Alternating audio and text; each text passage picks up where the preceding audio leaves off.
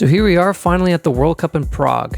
I'm going to set the stage a little bit before we jump into the round of bouldering because I want to try and talk mostly about the boulders as we're looking at them. But yeah, first off, I just want to say before we jump into this video, it is extremely difficult to film a World Cup qualifying round, and there are a few reasons for this. There's like lots of stages of basically different kinds of spectators in the audience. So you have the first few rows are like the media, and you got people sticking their cameras up and lots of tall people standing in front of you, and the spectators are a little far back. So the climbing footage that we're gonna witness isn't necessarily the best, but I think it does the trick just enough. So yeah, we'll try and work out a system to improve like the actual filming of the World Cups we go to in the future, because definitely would be nice to have some better production value to go with these exciting events. But yeah, for now it's just a bit janky, but it gets the point across, I think.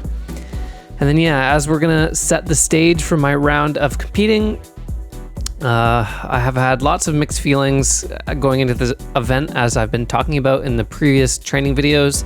The biggest thing, of course, is that I haven't done a World Cup in a while, and I feel like I've changed a lot as a climber. So that was definitely at the forefront of my mind going into this round of competing. I was really thinking that I had some new skills to show, and I was excited to put them to the test.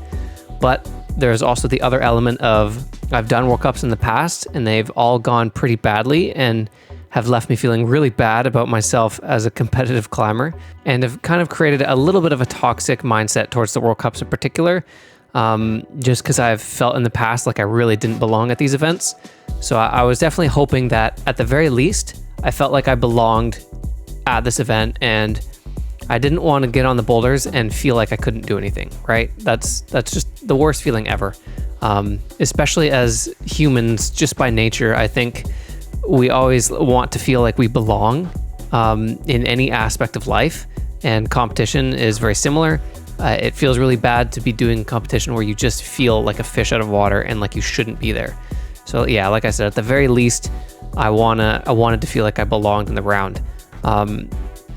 And then yeah, we're gonna jump into the round of boulders right now, as I said. And I guess the last thing to note is kind of, yeah, when I got into ISO, I got like a nice spark of excitement just seeing all the climbers, even in the warm-up zone. It got me psyched. So I felt like any sort of toxic mindset that I had, like in nerves leading up into this event, were kind of like erased as soon as I got into ISO.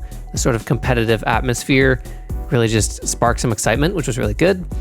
And then warming up in the wall in the warm-up zone, I didn't feel the best. I wonder if anyone else has anything to say about this, but I finally pinpointed something, I think, while I was warming up in ISO. And when my body is filled with like nerves, which I was excited, but I was definitely nervous while I was warming up, I find that I don't know, my legs always tend to feel a bit heavy. Like, you know that feeling when your legs almost feel pumped, or they feel like they're filled with blood or something, and they just feel really heavy and sluggish? This happens to me a lot at the World Cups, because it's probably the place where I get the most nervous is when I'm at the World Cups. And so I was getting this feeling I hadn't felt in a while, where my legs felt really pumped and sluggish, and that was kind of psyching me out, and I didn't feel the best on the wall. But there's been a few instances of me not feeling so good in the warm-up, even in this past season of competing, and then I went and still performed well actually during the comp round. And this was like the case with a couple of the North American Cups. So that actually didn't psych me out too much, because I knew that I could still have a good round even if I didn't feel the best in ISO. And as we jump into the round of boulders, that definitely proved to be the case. I definitely didn't feel as shaky as I did in ISO. I felt a little bit stronger on the round of boulders. And as soon as you're in front of a comp boulder and you must do it, your body, like the adrenaline really takes over, and your body can sort of bring out anything that it's capable of, even if you didn't feel so good in the warm-up. And yeah, that kind of happened. But anyway, I've been rambling for a bit now, so let's finally jump into the round of boulders and take a look at them. So we're jumping right into boulder 1 here. And quick thing to note about this boulder, I end up putting 3 attempts on it, but my third and best go doesn't end up getting recorded for some reason. But yeah, here you can see I'm falling on my first attempt. I was not able to execute this hand-foot match very well. I didn't save enough space for my right foot to actually do the foot match.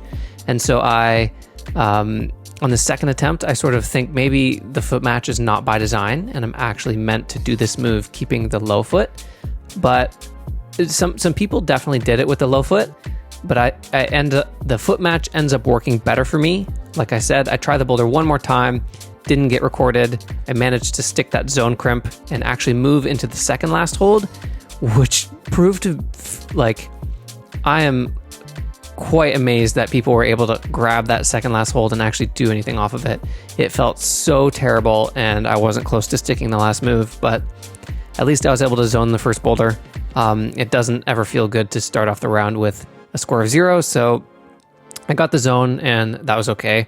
And I didn't feel anywhere close to doing the last move of the first boulder, so I felt like I did everything I could on that one, which is all you can really ever ask of yourself. And so now we're going to move into the second boulder, and as soon as I turn around to see this one, the first thing I was psyched about was that I was looking at some holds that I was actually familiar with grabbing. So this is a brand called Super, and we have these holds in Montreal, primarily at Block Shop is where I find myself climbing on them. So I knew exactly what to expect with grabbing these holds, which is always a good thing because oftentimes in the World Cup, they'll like to use a lot of brand new holds or holds that I'm not familiar with being in Canada. And that can be a very difficult element to add into a comp round. So I knew what to expect with these holds, and also by the look of this boulder, I could tell that this was going to be one of the easier ones in the round. And as soon as I saw this, I thought, okay, I should probably be topping this one if I want to be having any sort of a decent round. And usually that will like psych me out and put some pressure on me, but I was actually in a pretty good headspace, I think, during this round. I was able to climb quite calmly, and it really helped on this last move in particular, where that little tiny foot chip that I have to jump off is a really terrible foot. And if you have too much nerves in your body and you're too tense, often you can't weight a foot like that as delicately as you're meant to. So I was actually quite chill. I was quite calm, even though I knew that I should probably be topping that boulder. And so yeah, the positive mindset that I was in, especially on that one, really, I was actually really quite proud of just how that whole boulder went. I was in a good headspace and it paid off with a good top of that one. And I felt pretty good about topping that one, but like I said, that one felt like sort of a must top, or it would have just put me in the negative. So that was good. And then moving into this next boulder, I knew that we were going to be having the super powerful one coming up next. And as I'm climbing on this boulder, I'm realizing, okay, so I've done enough World Cups to know that this one in particular is just actually quite a hard World Cup boulder. I don't remember how many tops this one got, but I think it might have only been 2 or 3. But yeah, as I'm climbing on this boulder, I can tell that it is very difficult, and I'm really struggling to get a read on this one as well.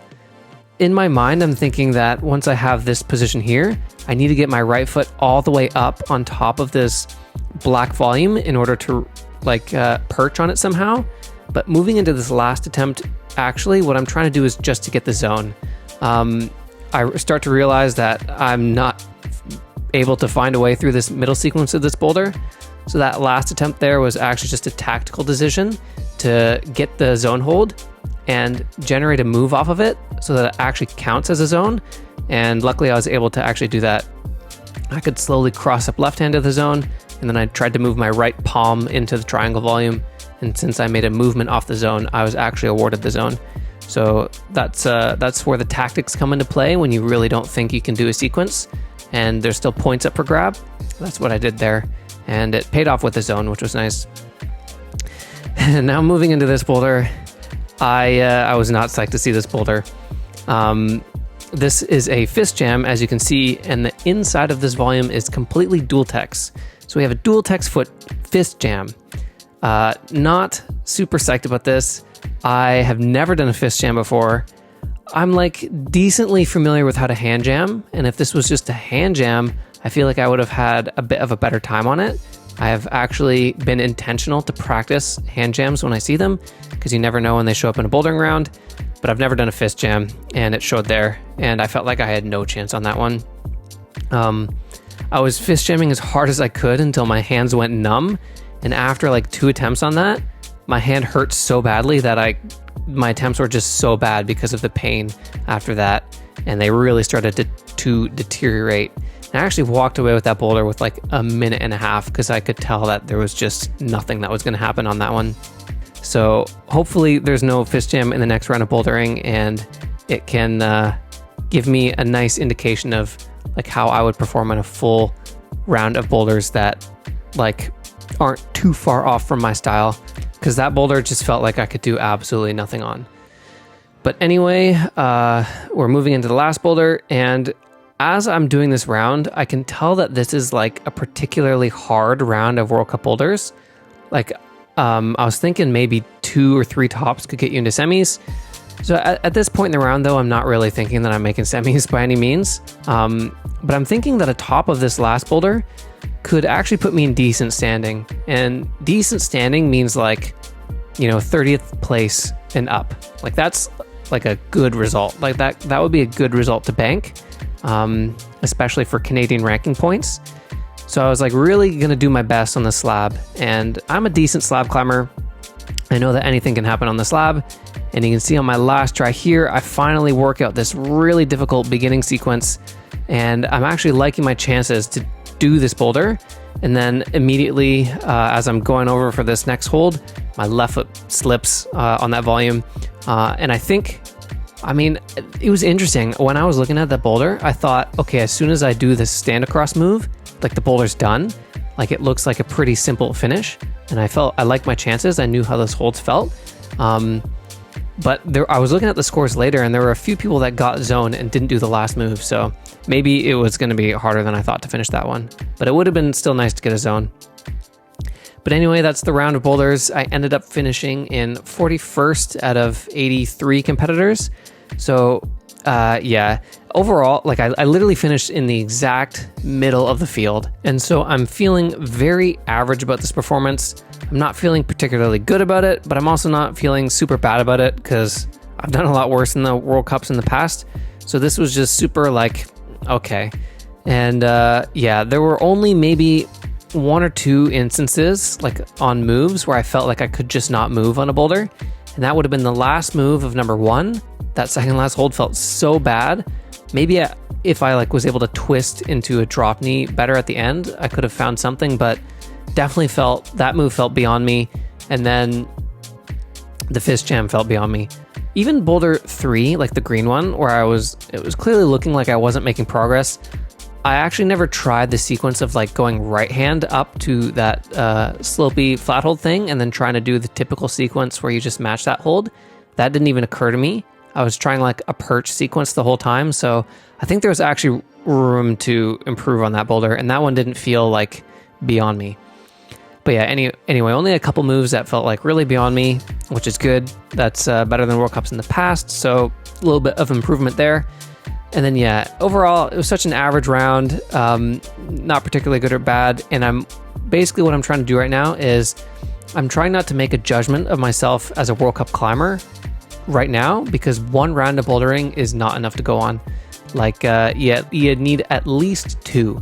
And that's why typically with a national team selection process, they select a team over 2 events, because 1 event is not just enough to go on. So I'm gonna not try and think about my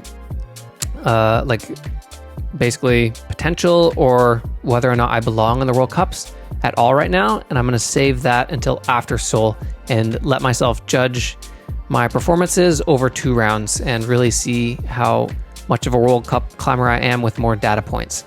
So yeah, that's sort of where I'm at. Very average round. Could have been worse, could have been better. It was okay. And doing this comp, definitely, like after it finished, I got more psyched for Seoul. So yeah, right now actually I'm in Tokyo as I'm recording this, and I'm about to go do my first session at B Pump, and we're going to train here in Tokyo for a week, and then we have the Seoul World Cup coming up. But anyway, let's jump into the last half of the video, and Maddie's going to talk you through her World Cup experience at Prague. All right, so jumping straight into Boulder 1 at Prague. When I first looked at Boulder 1, I was pretty confident that I can do it. Usually Boulder 1 is one of the easier ones. I don't know if they do that tactically as setters, but it's tough because, Boulder 1, maybe it's an easier one, but not every athlete is ready to perform right away. So that's how it kind of works out, that an easier one is actually a good one to start with. So right away, I do this method where I try to bump my right foot over to the long hold, and it isn't very good. So actually, as soon as I sit down, I actually watch the athlete to the left of me do her beta, and that's totally legal. There's no rule against kind of watching the person next to you climb, because they are the same boulders typically, and you can see these two boulders from Group A and Group B are the same for the most part. So I steal some of her beta by crossing my left foot through in order to put my right foot up first without having to do a foot bump. So that was really effective. And so I do that again, and then I try to copy her beta again for this last move. And what she does is a double undercling on this hold I'm holding, but it felt really, really bad for me. And you can see I try to go for it, but I don't, and then I go left hand. Of course, I'm gonna have to match that. So I end up trying to do it again. I really commit to her beta, and it's not working for me. So that worked out for one move. It didn't work out for the other. But anyway, we move on to Boulder 2. This one actually went for almost everyone in the field. It was pretty easy, for a World Cup boulder, but it was actually surprising that so many people did it, since it's a low percentage move to a completely dual text hold. But nonetheless, it's always good to get a top under your belt in your World Cup round to kind of get it going. So after that, we're moving on to Boulder 3. And right away, when I looked at this boulder, I knew it was going to be the hardest one of the round, or at least a really hard boulder. And I also knew not a lot of people were going to be doing it, so it probably wasn't necessary for semifinals round. Now, in retrospect, this isn't a great mindset to have when you're going into a boulder, because of course, if you want to be at the top of the field, that is irrelevant. It's do everything and just be at the top. But nonetheless, I was actually really struggling to get up to the zone, and this one I think had the least amount of zones. So yeah, quite hard, but at a certain point, I was like, I really just need this zone. I was kind of getting a little bit flustered, and my beta, it felt just so hard. I actually kind of hurt my shoulder a little bit trying to get this move, but I finally got to the zone, and I was kind of checked out at this point. You can see the clock is only at 25 seconds left. I was happy with the zone. I didn't really think I had the energy to do this double clutch move next. So I kind of hesitated. I tried some weird stuff, and I knew I was going to be falling off this boulder. I just didn't want to drop off myself, so I kept trying. Then moving into Boulder 4, at this point, it's okay, we got to get another top on our scorecard here. And out of the corner of my eye, again, I thought I saw the competitor next to me also struggling on this boulder. And in retrospect, actually, this was also one of the most top boulders. And I was kind of going in with the mindset that there's not a lot of tops on it. So I was trying hard, but I was kind of skeptical about how hard this boulder really was. Now, this boulder actually had a lot of flashes, which was a little bit weird, but it turns out I had to do exactly what I was doing and just bring my left hand in harder. And it just didn't feel right. So that boulder was not a great performance for me. But then we've got the slab left. And of course, I don't write off a boulder round at all until the very last second. But at this point, my scorecard's looking a little rough. Usually one top is not enough to make a semifinal round. And this season, I've actually been able to get 2 tops in every round of qualifying. So at this point, I'm like, I got to get my second top, and it's going to have to be the slab. So it felt very, very hard. And again, in retrospect, there was only one top on this boulder. So I was kind of set up for failure here a little bit. But, that said, I'm also good at slabs, so maybe I could have been the other top.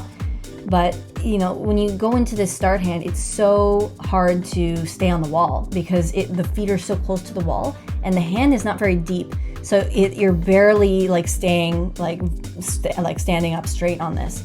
And it makes this foot switch I'm trying to do really, really hard. That kind of foot switch where you can barely get your foot to it because it puts you off balance. So finally, I find this beta where I go down to the start foot and then I move my foot over. And that allows me to bring my right foot into the other start hold. And then I'm in the position to go to the next move. Now, this is where I really could have brought it back and I could have gotten the zone and possibly the top, but my issue on this boulder was I was not leading with my hips. I would kind of go for this left hand and leave my hips behind, as you can see there. So it wasn't a great way to go about that boulder. In retrospect, I wish I just kind of moved my hips over, but that's just bouldering for you. At this point too, I've only got maybe 30 seconds left. I'm kind of rushing. I'm thinking about the fact that I don't have 2 tops yet and how, the time is running out, and I'm flustered, and I think all this kind of went into me forgetting about my hips and not leading with them as I was going out left. So this was actually a very, very similar round to Zach. Our scores were almost the same, and we kind of stacked up around the same point in terms of the field. So definitely not a great World Cup for me. My coach was here, actually. You can see him in the Canada shirt. He was just volunteering for the team at this event because he's from the Czech Republic. But it really sucked because my coach was there watching. He doesn't watch every World Cup of mine in person, let alone the qualifying round, because they aren't streaming them. So I was hoping to make semifinals so you can watch even more of my climbing, or at least give a good performance. So, you always want to make the coach proud or something like that. So I was pretty disappointed that I didn't do a little bit better at this event. And to be honest, my confidence was kind of a little bit tanked after this. So it took me a few days to piece it back together, but finally I'm in a good place where I can attack Seoul a little bit more confidently and hopefully produce a better round where I don't think as much about my competitors or what I think the boulder is going to be getting, how many tops it's going to get, if I need it for the round. Like, all that really doesn't matter. Really, whenever you're in a gym setting or in a competition setting, it's all about just trying as hard as you can on each boulder. And there's not really much tactics other than that. Just try to get to the top every time. So that's definitely going to be the mindset for Seoul. And I'm really excited to actually go to Asia. It's an awesome venue for a World Cup, and it is going to be a lot of fun.